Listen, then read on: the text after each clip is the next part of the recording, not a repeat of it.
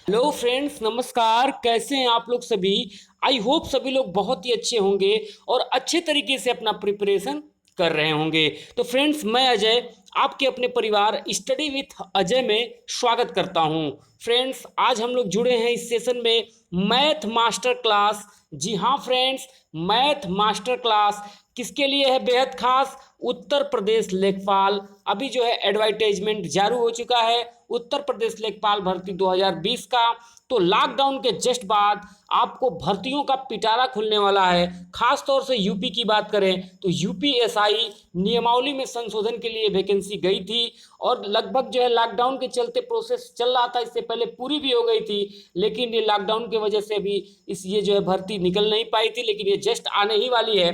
Constable की बात करते हैं। पिछले जो है अखबारों में ये चर्चा का विषय था कि कांस्टेबल जो है अभी 49,568 की वैकेंसी चल रही है। अभी जो है मेडिकल कराना बाकी है, उसके बाद ज्वाइनिंग होगा, तो जस्ट उसके बाद 35,000 यूपीपी कांस्टेबल की वैकेंसी आने वाली है। आप कहेंगे कैसे? तो 2022 में सर, 2022 में उत्तर प्रदेश में जो है इलेक्शन होने वाला है, तो डेफिनेटली वैकेंसी का तो पिटारा 100% खुलने ही वाला है। बात करेंगे एनटीपीसी की। एनटीपीसी और ग्रुप डी एक साल से ये जो वैकेंसी लटकी हुई है और इसका भी जो है समाधान हो जाएगा लॉकडाउन के जस्ट बाद, इसकी भी जो है प्रोसेस चलेगा। सीएचएसएल की बात करेंगे तो सीएचएसएल में भी जो है ये इसका पेपर हो रहा था, इस बीच में लॉकडाउन हो गया, तो ये जो है इसका जो है एग्जाम जो है पोस्टपोन्ड हो गया है, तो जल्दी होगा। है क्या फ्रेंड्स इसमें खास? आज हम लोग पढ़ेंगे एकदम मैथ शुरुआत से, एकदम शुरू से मैथ पढ़ेंगे और एकदम कैसे पढ़ेंगे, नंबर सिस्टम से, संख्या पद्धति से, कॉन्सेप्ट्स एकदम सीखेंगे फ्रेंड्स। एकदम सिर्फ मेरी एक इस वीडियो को आप जरूर देखिए, आपको जरूर कुछ ऐसा लगेगा कि कुछ हाँ इसमें बेहतर है। तो आप प्लीज़ अपनी प्रतिक्रिया जो है कमेंट बॉक्स में दीजिएगा, ताकि मुझे पता चले कि हाँ कुछ बेहतर हुआ है या फिर कुछ और। चलिए बात करते हैं नंबर सिस्टम की फ्रेंड्स। नंबर सिस्टम क्या होता है, आइए हम लोग इसके बारे में चर्चा करते हैं। नंबर सिस्टम आप सुने बहुत होंगे, क्या है इसके बारे में समझते हैं। नंबर सिस्टम का मतलब होता है संख्या पद्धति। संख्या पद्धति, देखिए नाम से ही स्पष्ट है। संख्या पद्धति का मतलब क्या हुआ? संख्या पद्धति किसे कहते हैं? संख्या पद्धति क्या होता है फ्रेंड्स कि आप जो है नंबर को रिप्रेजेंट करते हैं। जब नंबर को, जो भी नंबर है, नंबर को आप रिप्रेजेंट करने के लिए जिस सिस्टम का उपयोग करेंगे आप, मतलब जो भी जो है नंबर को रिप्रेजेंट करेंगे और जिस सिस्टम का आप प्रयोग करेंगे, तो जो जो ही सिस्टम का आप प्रयोग करते हैं, तो उस सिस्टम को हम क्या बोलते हैं सर? उस सिस्टम को ही हम नंबर सिस्टम बोलते हैं। समझिए मेरी बात को, मैं क्या कहना चाहता हूं। नंबर सिस्टम का यही फंडा है सर कि नंबर सिस्टम जो होता है, नंबर्स को रिप्रेजेंट करने के लिए, अर्थात नंबर को रिप्रेजेंट करने के लिए जिस सिस्टम का उपयोग होता है, यूज होता है, उस सिस्टम को ही हम संख्या पद्धति कहते हैं। डेफिनेटली आपको आशा करते हैं कि जो है डेफिनेशन समझ में आया होगा कि नंबर को रिप्रेजेंट करने के लिए जिस सिस्टम का हम यूज करेंगे, उस सिस्टम को हम नंबर सिस्टम कहेंगे। चलिए क्या है इसमें खास, नंबर सिस्टम क्या होता है, इसके बारे में थोड़ा सा और चर्चा करेंगे आगे कि और नंबर को रिप्रेजेंट करने के लिए क्या होते हैं। बहुत सारे सिस्टम है सर, जो है नंबर को रिप्रेजेंट करने के लिए बहुत सारे सिस्टम है। क्या है सिस्टम? आगे देखिए। सिस्टम है फ्रेंड्स कि नंबर सिस्टम जो होता है वो डेसिमल नंबर सिस्टम होता है। क्या होता है? डेसिमल नंबर सिस्टम, अर्थात दशमलव पद्धति होता है। बाइनरी नंबर सिस्टम होता है, अर्थात द्विआधारी पद्धति होता है। ऑक्टाडेसिमल नंबर होता है, ऑक्टाडेसिमल सिस्टम होता है, अर्थात ऑक्टा सिस्टम, अर्थात ऑक्टा पद्धति होता है। हेक्साडेसिमल जो है नंबर सिस्टम होता है, अर्थात हेक्सला पद्धति होता है। तो इनके बारे में हम लोग और जो है डिटेल समझते हैं। आपके सामने जो है स्क्रीन पे चार्ट दिख रहा होगा। नंबर सिस्टम किस तरीके से बटे हुए होते हैं? Decimal number system, binary number system, octal number system, hexadecimal number system. अब देखिए मैं बाइनरी की बात, सॉरी डेसिमल की बात करता हूँ। डेसिमल क्या होता है? तो जो डेसिमल होता है फ्रेंड्स, उसके जो बेस होते हैं, मतलब कि उसके आधार की अगर बात करेंगे, तो डेसिमल के जो आधार होते हैं वो 10 होते हैं, 10 होते हैं, है ना। तो जो डेसिमल के जो आधार होते हैं, बेस होते हैं, वो 10 होते हैं। कौन कौन 10 में आधार होते हैं? तो 0 से लेकर 9 तक जो आधार होते हैं, डेसिमल के जो आधार होते हैं वो 10 होते हैं। वो 10 कौन कौन होते हैं? तो 0 से लेकर 9 तक, अर्थात कौन कौन? 0, 1, 2, 3, 4, 5, 6, 7, 8, 9। तो ये काउंट करेंगे तो पूरा कितने होंगे? 10 होंगे। तो आप बताएंगे कि डेसिमल का जो आधार होता है वो कितना होता है? 10 होता है। कहाँ से कहाँ तक होता है? तो 0 से लेकर 9 तक होता है। चलिए बाइनरी की बात करते हैं फ्रेंड्स। बाइनरी क्या होता है? बाइनरी सिस्टम जो होता है फ्रेंड्स, ये ज़्यादातर आप for computers since flip flops, मतलब कि जो कंप्यूटर के में जो है ज़्यादा प्रयोग किया जाता है। और ये बाइनरी की अगर बेस की बात करें तो फ्रेंड्स क्या होता है? तो बाइनरी का जो बेस होता है फ्रेंड्स, वो होता है 2, मतलब दो ही बेस होते हैं। आप देखे होंगे कंप्यूटर में ज़्यादातर जो है बाइनरी पद्धति का इस्तेमाल किया जाता है। हमेशा जो कंप्यूटर क्या समझता है? सिर्फ 0 और 1 को समझता है। 0 और 1 को, 0 समझेगा या 1 समझेगा। तो ये 0 ही 1 से समझता है कंप्यूटर। ये बाइनरी पद्धति होती है और इसका जो आधार होता है फ्रेंड्स, ये 2 होता है। चलिए ऑक्टल की बात कर लेते हैं। ऑक्टल सिस्टम में अगर इसके आधार की बात करेंगे, तो ऑक्टल सिस्टम में जो आधार होता है फ्रेंड्स, वो कितना होता है? 8 होता है, 8 होता है। इसमें कहाँ से कहाँ तक होते हैं? तो इसमें 0 से लेकर 7 तक ऑक्टल सिस्टम में, याद कर लीजिएगा, ऑक्टल का आधार 8 होता है। और इसके जो होते हैं नंबर कहाँ से कहाँ तक होते हैं? तो 0 से लेकर 7 तक होते हैं। ऑक्टल की बात होगी तो हेक्साडेसिमल की बात करेंगे। हेक्साडेसिमल जो सिस्टम होता है फ्रेंड्स, इसमें जो है इसके आधार जो है 2 होते हैं, मतलब सॉरी, आधार की अगर कुल गणना करेंगे तो आधार 16 होते हैं। कितने होते हैं फ्रेंड्स? आधार 16 होते हैं। तो जो आधार होते हैं 16, तो कहाँ से कहाँ तक होते हैं फ्रेंड्स? तो ये होते हैं 0 से लेकर कहाँ तक? 9 तक। 0 से लेकर 9 तक। और दूसरे जो आधार होते हैं, अगर ये लेटर्स की बात करेंगे, तो ए से लेकर एफ तक होते हैं फ्रेंड्स। क्या कितने होते हैं? ए से लेकर एफ तक होते हैं। चलिए आशा करते हैं समझ में आया होगा कि नंबर सिस्टम का डिस्ट्रीब्यूट कैसे किया गया है, बांटा किस प्रकार से गया है। आइए हम लोग इसके बारे में चर्चा करते हैं। आप जानते होंगे जो सबसे ज़्यादा सवाल बनते हैं, जो हम लोग कम्पिटेटिव एग्जाम में जो हम तैयारी करते हैं, तो हम लोग ज़्यादा जो सामने आते हैं सवाल, वो डेसिमल सिस्टम से, अर्थात दशमलव पद्धति से आते हैं। चलिए हम लोग दशमलव पद्धति के बारे में चर्चा करते हैं डिटेल्स में। डेसिमल सिस्टम क्या होता है? हमने आपको पहले बता चुका है कि जो डेसिमल सिस्टम होता है, डेसिमल सिस्टम में हम कितने अंक फ्रेंड्स? 10 अंक का यूज करते हैं। कितने अंक? 10 अंक का यूज करते हैं, अर्थात 10 अंकों का प्रयोग करते हैं। चलिए क्या क्या है वो 10 अंक, तो आप जानते होंगे 0, 1, 2, 3, 4, 5, 6, 7, 8 और क्या? 9 फ्रेंड्स। ये 9 तक जो है होते हैं दशमलव पद्धति, अर्थात डेसिमल सिस्टम। अब आप कहेंगे कि क्या है भाई इसमें खास? तो इन अंकों से हम कोई भी संख्या बना सकते हैं। आप 9 के जस्ट आगे जाएंगे तो भाई 10 होगा ना, और ये इन्हीं ही संख्याओं से बना हुआ है। तो मैं डायरेक्ट कह सकता हूँ फ्रेंड्स कि जो डेसिमल पद्धति होता है, जो दशमलव दशमलव पद्धति होता है, इसमें जो है अंकों की संख्या 10 होती है। और इन्हीं अंकों से जितनी भी मैथमेटिक्स बनी हुई है फ्रेंड्स, इन्हीं अंकों से बनी हुई है, जितने भी अंकों का इस्तेमाल करते हैं। जैसे आप अगर एग्जाम्पल की बात करेंगे, मैं एक लेता हूँ एग्जाम्पल, 4567 की बात करिए। ये बना एक ठो संख्या आपको दिख रही है स्क्रीन पे, 4567 दिख रही है। तो इन संख्याओं से पूछा जा सकता है, अब ये संख्या आपके सामने दिख गई, और ये संख्या बनी किससे है? तो यही 0 से लेकर, यहाँ से 0 से लेकर कहाँ से कहाँ तक फ्रेंड्स? 9 तक की संख्याओं से बनी है। तो आइए हम बात करते हैं कि जो है इन संख्याओं से कैसे क्वेश्चन पूछा जाता है। आइए हम लोग बात करेंगे आगे। क्वेश्चन पूछा जाता है, आपकी स्क्रीन पे दिख रहा होगा, क्या दिख रहा है फ्रेंड्स? फेस वैल्यू अंकीय मान। चलिए अंकीय मान के बारे में चर्चा करते हैं। ये फेस वैल्यू क्या होता है? जिस प्रकार से आप देखे हैं, हमने आपको अंक दिया था 4567। ये किससे बना था? डेसिमल पद्धति से बना था, दशमलव पद्धति से बना था। दशमलव पद्धति कहाँ से निकला हुआ है? नंबर सिस्टम से निकला हुआ है। और हम लोग पढ़ क्या रहे हैं? संख्या पद्धति, नंबर सिस्टम पढ़ रहे हैं। नंबर सिस्टम के अंतर्गत डेसिमल सिस्टम, डेसिमल सिस्टम से क्या बना? अंक बना। अब अंकों के बारे में हम लोग चर्चा करेंगे तो क्या निकालेंगे? अंकीय मान। इसको इंग्लिश में क्या बोलेंगे? Face value. चलिए हम लोग फेस वैल्यू के बारे में चर्चा करते हैं।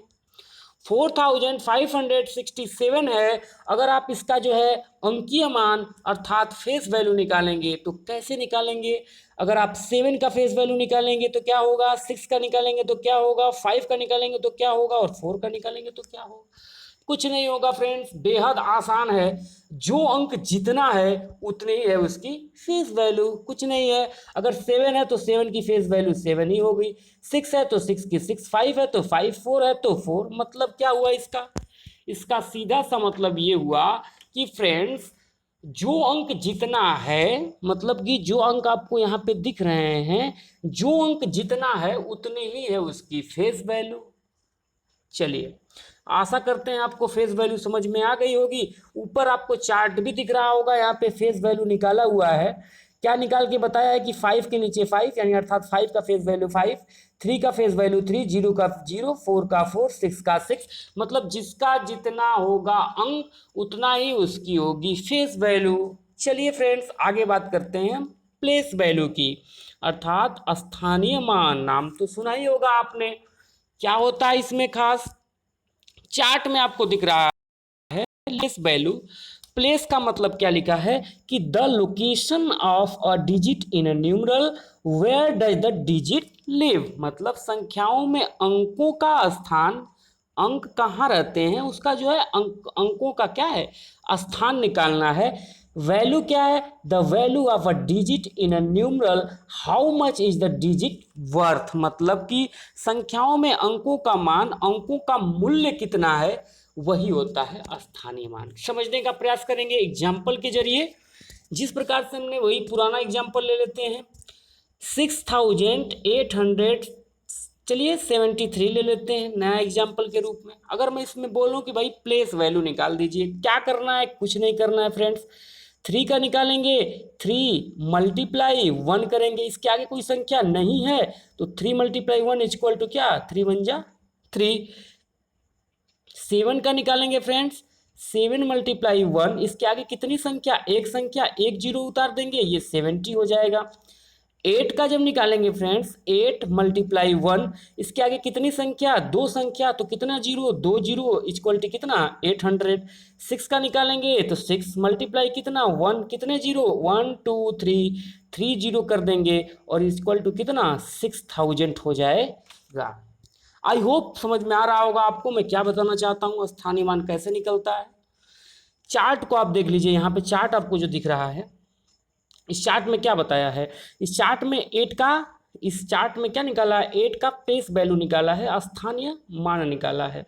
कैसे निकाला है? कुछ किया नहीं फ्रेंड्स, डायरेक्ट इसने लिखा है। इसका निकालने का रूल यही होता है, 8 मल्टीप्लाई 1, इसके आगे कितनी संख्या? 1 2 3 4, तो 1 2 3 4, और इसका हम लोग जब इक्वल टू करेंगे, मल्टीप्लाई जब कर देंगे तो कितना होगा? 8 के आगे कितना जीरो? 4 जीरो। आशा करते हैं आपको समझ में आया होगा। करना कुछ नहीं है, उसके आगे जितनी संख्या उतना जीरो, इक्वल टू मतलब उसका मल्टीप्लाई करके इक्वल टू जितनी मान आएगा वही होता है उसका स्थानीय मान।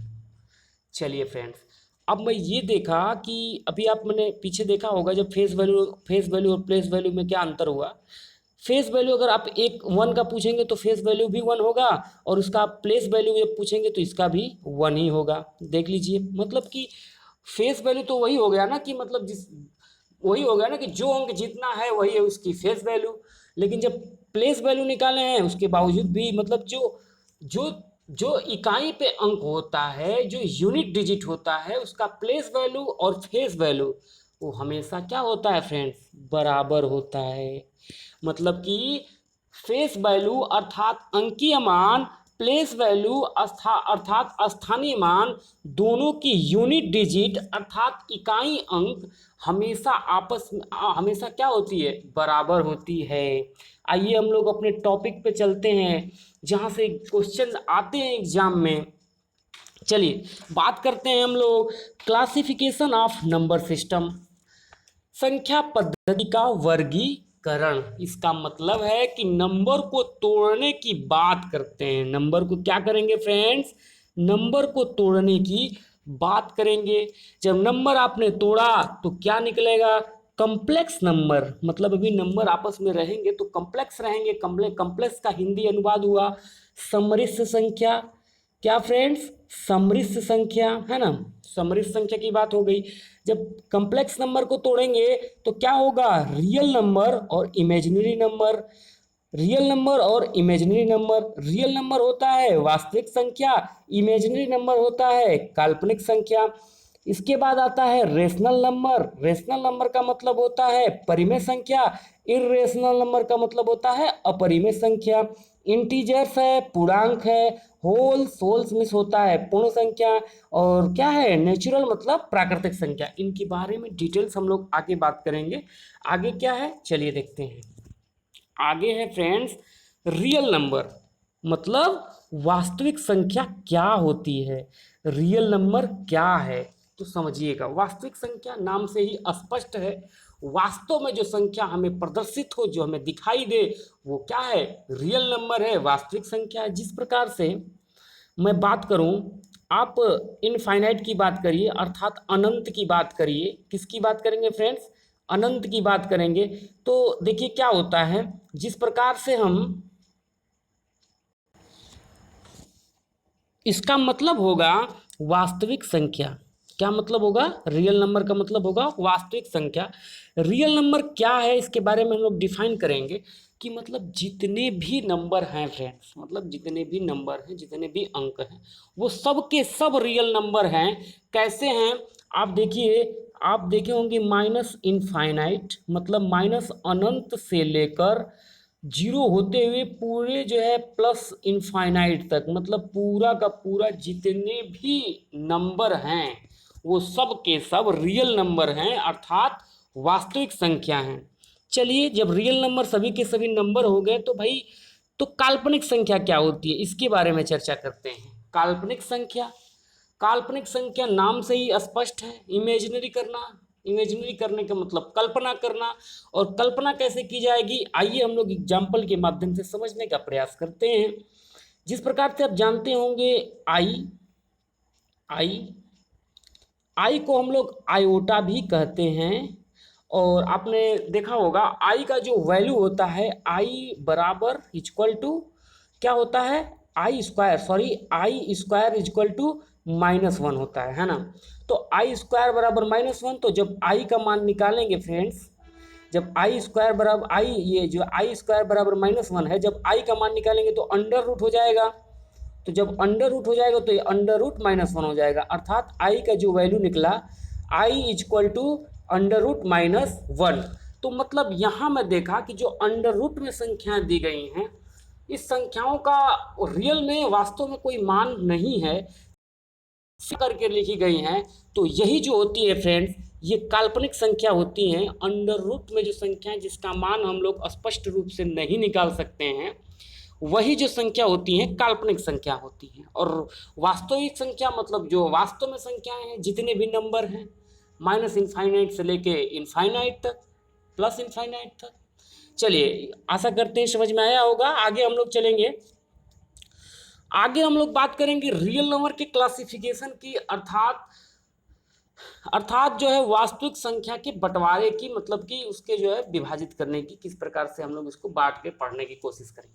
चलिए बात करेंगे डेसिमल की, बहुत ही इंपॉर्टेंट है इस समय जो है। डेसिमल को समझने का प्रयास करिएगा, कितना दम है इस डेसिमल में, समझने का प्रयास करेंगे। डेसिमल क्या है, दशमलव, जिस तरीके से आप दशमलव देखे होंगे, मैं अगर आपसे एक दशमलव की एग्जाम्पल के थ्रू बात करूं तो देखे होंगे 0.5 है ना, एक तो ये दशमलव हो गया। दूसरा दशमलव की अगर मैं बात करूं तो 0.3333 कंटिन्यू मैं लिख सकता हूं इस तरीके से 333।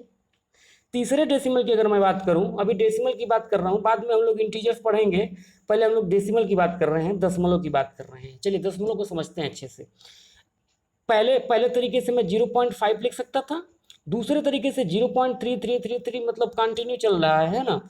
और अगर मैं तीसरे तरीके से दशमलव को लिखने की कोशिश करूं तो 0.2456736921 मतलब कि इसमें कोई ऐसा अंक नहीं है जो कि रिवाइज कर रहा है, मतलब कि जो है रिपीट कर रहा है, कोई नहीं है। तो इसको देखिए, ये रिपीट, इसको मैं इसमें यहाँ पे 0 0 भी कर सकता हूँ अपने इच्छा अनुसार, इसमें इसके मान में कोई परिवर्तन नहीं होगा, कोई प्रॉब्लम नहीं होगा। तो क्या है इसके मायने में, हम लोग इसको क्यों बताना चाहते हैं, ये डेसिमल क्या है दशमलव में। तो आप इतना अभी तक समझिए कि मैं इसको तीन तरीके से दशमलव को लिख सकता हूँ कि नहीं लिख सकता हूँ।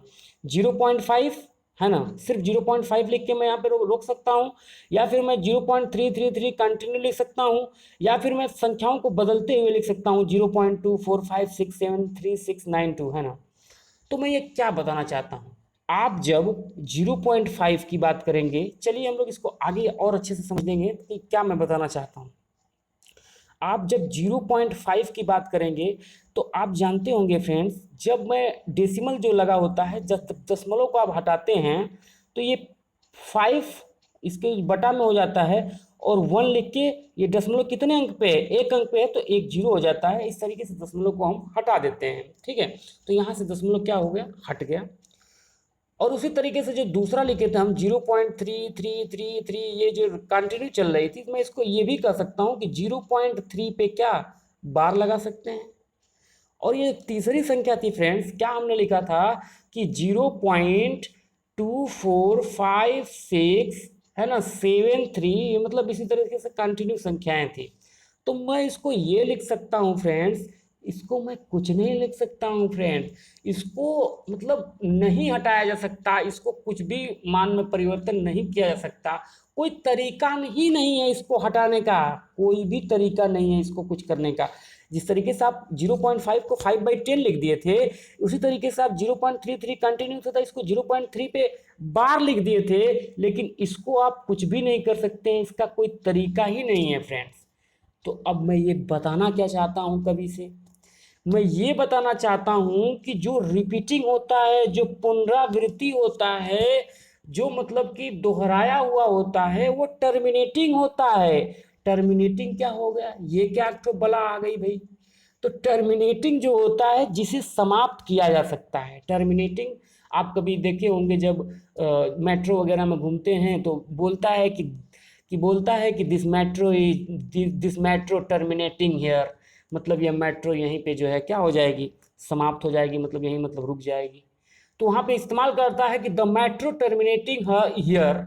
उसी तरीके से हम बात करेंगे पुनरावृत्ति की, अर्थात रिपीटिंग की। तो ये रिपीट कर रहा था कि नहीं कर रहा था, 0.5 रिपीट कर रहा था, तो इसको मैंने हम क्या कर दिए, इसको समाप्त कर दिए कि नहीं कर दिए, 5/10 करके हमने रोक दिया। ये 0.333 कंटिन्यू चल रहा था, इसको भी हमने रोक दिया। तो पुनरावृत्ति हो रहा था, ये रिपीटिंग हो रहा था, तो ये टर्मिनेटिंग है। मतलब कि जो पुनरावृत्ति होता है, जो टर्मिनेटिंग होता है, वो क्या होता है फ्रेंड्स, वो टर्मिनेटिंग होता है जिसे हम समाप्त कर सकते हैं। आप इसको समाप्त कर दिए कि नहीं कर दिए। लेकिन नॉन रिपीटिंग, ये 2 था तो 4 हो गया, फिर 5 हो गया, 6, यहाँ पे देख रहे हैं ना, 2 4 5 6, ये हमेशा चेंजिंग हो रहा है, ये रिपीट नहीं हो रहा है, चेंज हो रहा है। यहाँ पे 5 था तो 5 था, 3 3 3 3, तो ये रिपीट था। ये जितने भी आप देख रहे हैं ये रिपीट थे, और ये रिपीट नहीं थे, नॉन रिपीट थे। तो ये नॉन टर्मिनेटिंग है जिसे समाप्त नहीं किया जा सकता है। अब मैं क्या बताना चाहता हूं कभी से फ्रेंड, जो डेसिमल रिपीटिंग होगा, अर्थात जो डेसिमल पुनरावृत्ति करेगा, वो टर्मिनेटिंग होगा, मतलब जिसे समाप्त किया जा सकता है। टर्मिनेटिंग का मतलब समझिएगा कि जिसे समाप्त किया जा सकता है। फिर से सुनिएगा, जो डेसिमल रिपीटिंग होगा, रिपीटिंग का मतलब पुनरावृत्ति करेगा, वो टर्मिनेटिंग होगा, अर्थात उसे समाप्त किया जा सकता है। अर्थात इसको हम एक शब्द में कह देते हैं, जिसे P/Q के रूप में लिख सकते हैं, है ना। तो यहाँ से निकलता है फ्रेंड्स कि जिसे हम P/Q के रूप में लिख सकते हैं, it is called rational number, उसे ही हम परिमेय संख्या कहते हैं फ्रेंड्स। यही बताना चाहता था हम आपको कि आप जब इसको रिपीटिंग होता है, जो पुनरावृत्ति होता है, वो टर्मिनेटिंग होता है, उसे समाप्त नहीं किया जा सकता है, और जिसे समाप्त नहीं किया जा सकता है उसे हम P बाई क्यू के रूप में, आप देख रहे हैं यहाँ पे लिखा गया है, ये देखो, ये 0.3 पे बार है, इसको आप देखे होंगे, इसको मैं आगे बताऊंगा, इसका मान होता है 3/9, है ना, 3/9 होता है फ्रेंड्स, आगे मैं बताऊंगा जब डेसिमल पढ़ेंगे हम लोग डिटेल्स में। तो यहाँ पे मुझे सीखने को ये मिला कि जो रिपीटिंग होगा, जो पुनरावृत्ति होगा, जो टर्मिनेटिंग होगा, जिसे समाप्त किया जा सकता है, वही P बाई क्यू के रूप में लिखा जा सकता है। और जो P बाई क्यू के रूप में लिखा जा सकता है, it is called rational number, उसे हम परिमेय संख्याएं कहते हैं। चलिए, और जिस डेसिमल को नॉन रिपीटिंग होता है, अर्थात उसकी पुनरावृत्ति नहीं होती है, वो जो है नॉन टर्मिनेटिंग होता है, इसे समाप्त नहीं किया जा सकता है। और जब समाप्त ही नहीं कह पाएंगे, अर्थात इसको P बाई क्यू के रूप में नहीं लिख सकते हैं, और जब P बाई क्यू के रूप में नहीं लिख सकते हैं तो यही हो जाता है अपरिमेय संख्याएं। आशा करते हैं समझ में आया होगा मैं क्या बताना चाहता था आपको फ्रेंड्स। तो आप समझे होंगे कि मैं बताना क्या चाहता था फ्रेंड्स। चलिए, मैं बात करूंगा फ्रेंड्स पाई का। आपने नाम सुना होगा, बहुत सुना होगा पाई का नाम, चर्चाएं भी होती हैं पाई के मान में। पाई की अगर बात करेंगे तो पाई की तो इतनी मोटी किताब है कि मतलब बहुत मोटी किताब आती है, जो इंसान जो है पाई का मान को जितना ज़्यादा डिजिट तक याद करता है, आपको पता है वो नॉन रिपीटिंग है ना पाई का मान, क्योंकि पाई क्या है, ये वो इर्रेशनल नंबर है, वो अपरिमेय संख्या है ना, वो क्या है, अपरिमेय संख्या है। और अपरिमेय संख्या हमने आपको डिफिनीशन आज नया बता दिया कि जो अपरिमेय होती है वो नॉन रिपीटिंग होती है, मतलब उसके वो पुनरावृत्ति नहीं होती हैं, और नॉन टर्मिनेटिंग होती हैं, जिसे समाप्त नहीं किया जा सकता है, मतलब उसका अंक लगातार चलता रहेगा। ये नहीं है कि 22/7। चलिए मैं इसको डिफाइन करूँगा आगे, पहले इसको समझिए।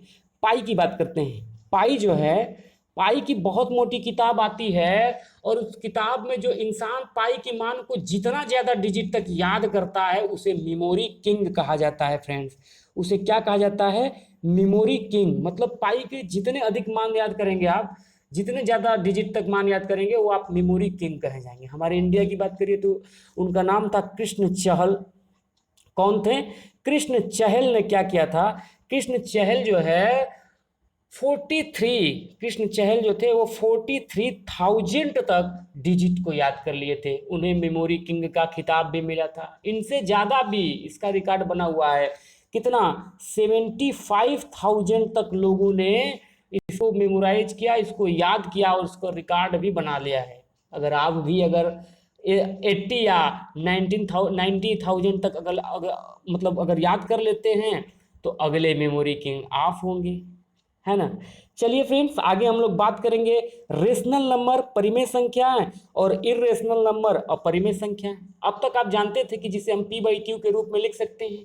अब ये P बाई क्यू के रूप में क्यों लिखते हैं, हमने आपको बताया आज कि वह संख्या जो रिपीटिंग होती है, जो पुनरावृत्ति होती है, अर्थात जो टर्मिनेटिंग होती है, जिसे समाप्त किया जा सकता है, वही P बाई क्यू के रूप में लिखा जा सकता है। वही क्या होता है, रेशनल नंबर अर्थात परिमेय संख्याएं होती हैं। चलिए अब बात करते हैं भाई 22/7 की और पाई की।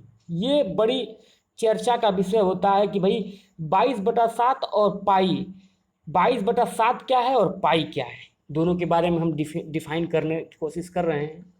22/7 अगर है तो भाई ये रेशनल नंबर है, इसमें कोई टीका टिप्पणी नहीं है।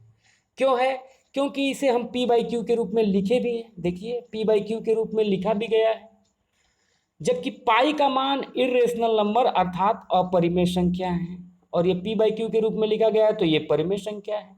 तो 22/7 परिमेय संख्या है और पाई अपरिमेय संख्या है। अब इसका बात करेंगे कैसे है कैसे नहीं है, समझिएगा। अब कुछ लोगों को ये लगेगा कि ऐसा कैसे हो गया, तो मैं बता रहा हूं कि जब 22/7 में, जब 22/7 आपको दिख रहा है ना ये वाला, इसमें जब आप 7 से 22 में भाग देंगे ना फ्रेंड्स, जब आप 22 से 7 में भाग देंगे तो आपको क्या मिलेगा, तो आपको क्या मिलेगा, इसमें आपको मिलेगा फ्रेंड्स, जब कुछ लोगों को ये लगेगा कि ऐसा कैसे हो गया, तो बता रहा हूँ कि जब 22/7 में 7 से भाग देंगे तो 7-8 डिजिट के बाद जो है ये रिपीट होना शुरू हो जाएगा, जबकि पाई का मान कभी रिपीट नहीं होता है। आप जानते हैं मेमोरी किंग का खिताब दिया जाता है भाई, तो इसमें ये रिपीट तो होता नहीं है। तो जब पाई का मान रिपीट होता नहीं है तो ये 7-8 डिजिट के बाद तो रिपीट होने लगा 22/7 का मान। तो 22/7 वास्तव में परिमेय संख्या होती है, और जो पाई होती है वो क्या होती है, पाई जो होती है वो अपरिमेय संख्याएं होती हैं। चलिए हम इसके बारे में बात करेंगे। पाई पाई का जो मान जो होता है ना, ये पाई का जो 22/7 जो मान होता है, ये एग्जैक्ट वैल्यू नहीं होता है, ये अप्रोक्सीमेट वैल्यू होता है, न कि एग्जैक्ट वैल्यू होता है। ये सिर्फ अप्रोक्सीमेट वैल्यू के रूप में 22/7 का मान रखा गया है। तो आज के बाद याद कर लीजिएगा सर कि 22/7 जो है वो परिमेय संख्या है और पाई जो है वो अपरिमेय संख्या है। आशा करते हैं कंफ्यूजन आपका दूर हो गया होगा। चलिए, तो अपरिमेय संख्या में कैसी कैसी संख्याएं आती हैं एग्जाम्पल के रूप में, जैसे √2 हो गया, √3 हो गया, 0.23456 मतलब कि वो जो पुनरावृत्ति न हो उसका मतलब वो कंटिन्यू संख्याएं चलती रहे, वो इरेशनल नंबर हो गया। आशा करते हैं आपको समझ में आया होगा ये सेशन। चलिए कुछ सवालों के माध्यम से हम लोग समझते हैं परिमेय और अपरिमेय में अंतर। तो पूछता है सवाल एग्जामों में, ये एसएससी सीजीएल में आया था जो है प्री में, कि ए और बी के बीच परिमेय संख्या ज्ञात कीजिए। वो ऐसे क्वेश्चन पूछा था एग्जाम्पल के रूप में कि 3 और 4 के मध्य परिमेय संख्या ज्ञात कीजिए, लेकिन हम ए और बी के बीच में पहले समझने की कोशिश करते हैं। तो इसका निकालने का कुछ रूल है नहीं। आप कुछ लोग तो ऐसे होते हैं कि a+b/2 से भी इसको निकाला जा सकता है।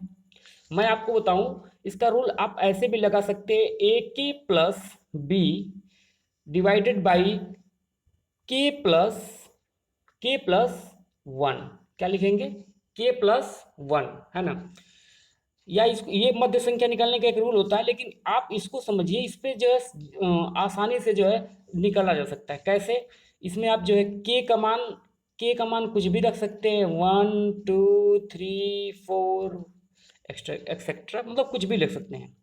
तो कैसे निकाला जा सकता है, एक हम लोग उदाहरण के तौर पे समझने की कोशिश करेंगे।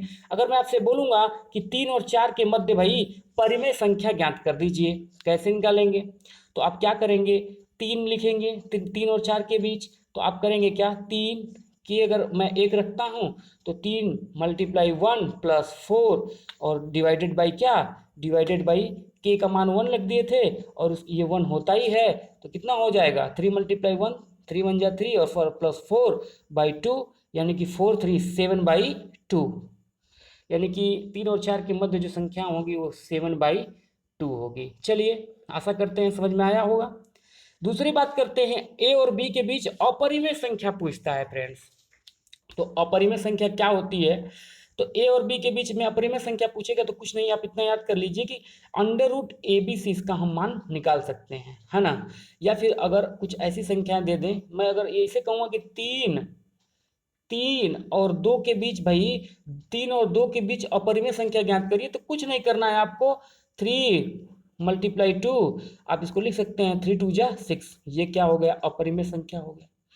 अब कुछ लोग फंसाने के लिए ये भी दे सकते हैं कि भाई 4 और मल्टीप्लाई कितना, 9, तो इसके लिए अगर आप क्या करिए कि इसको ये जो है 3 कर दीजिएगा, है ना, 4 × 9, अब फिर निकालते रहिए, तो इसका ये अपरिमेय हो जाएगा। तो किन्हीं दो संख्याओं के बीच जो अपरिमेय संख्या होती है, इसके बारे में थोड़ी बता देते हैं कि किन्हीं दो संख्याओं के बीच अनंत अपरिमेय संख्याएं होती हैं। तो फ्रेंड्स आज हमने जाना कि रेशनल नंबर, यह पता लगा कि रेशनल नंबर जो होता है क्या है, इरेशनल नंबर क्या है। हमने रेशनल नंबर अर्थात परिमेय संख्या और इरेशनल नंबर अपरिमेय संख्या को अभी तक हम यही जानते थे कि जिसे p/q के रूप में लिख सकते हैं वो भाई परिमेय हो गया, जिसे p/q के रूप में नहीं लिखेंगे अपरिमेय हो गया। लेकिन हम लोग इसके बारे में डिटेल्स अध्ययन किए। आशा करते हैं, आई होप कि आपको बहुत अच्छा क्लास लगा होगा। तो मैं फ्रेंड्स फिर जो है आपके सामने आऊँगा, लेकिन आपकी प्रतिक्रिया जानने की जरूर कोशिश करूँगा। फ्रेंड्स आप कमेंट बॉक्स में जो है राय हमें जरूर दीजिएगा। आपका अपना चैनल है, आपको सपोर्ट करने की ज़रूरत है। फ्रेंड्स प्लीज़ चैनल को सब्सक्राइब करिएगा, बराबर में बेल आइकन आएगा, उस बेल आइकन को पुश करेंगे, नोटिफिकेशन आपको हमेशा मिलती रहेगी। और आप डेफिनेटली वीडियो को लाइक करिए। स्टडी विथ अजय आपके हमेशा साथ बना रहेगा।